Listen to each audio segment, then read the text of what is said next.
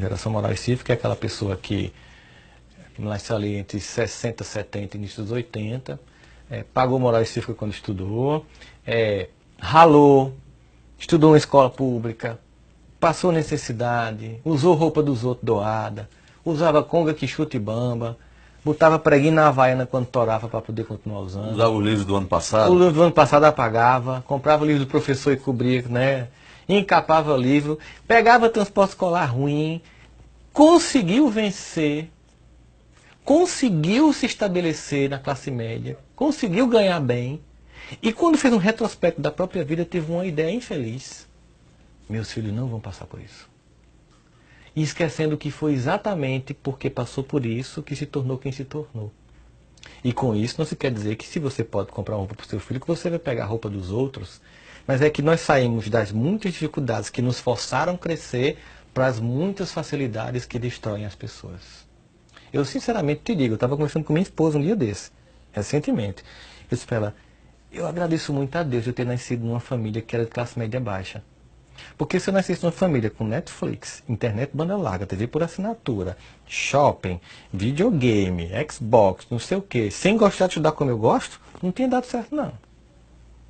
Então assim, as facilidades que a classe média dá, e isso não é só para a classe média não, porque tem pessoas que não têm muita condição financeira, mas mimam os filhos. Porque mimado, o conceito de mimado na minha infância era assim, de filhos de rico. Hoje mimado é qualquer pessoa que cria o filho com um padrão de vida acima do real e que dá tudo e não oferece dificuldade.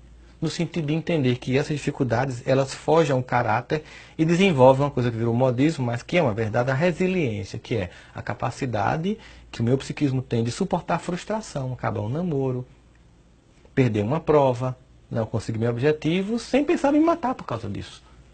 Entende? Em vez de pensar em me matar porque não consegui o que eu queria, eu penso em fazer tudo de novo até dar certo. Então o que aconteceu com essa geração moral e cívica?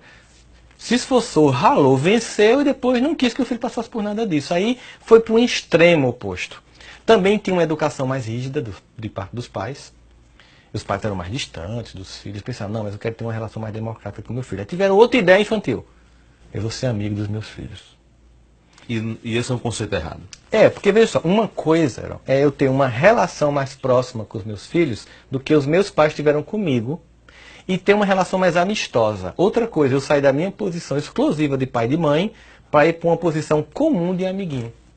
Porque no momento que eu faço isso na criança, eu deixo meu papel e minha hierarquia, que é fundamental para a formatação do caráter e do ego da criança, e vou tratá-la como um igual. E aí você vê pai e mãe se trocando com o menino, brigando como se fosse menino, não ficando no seu lugar.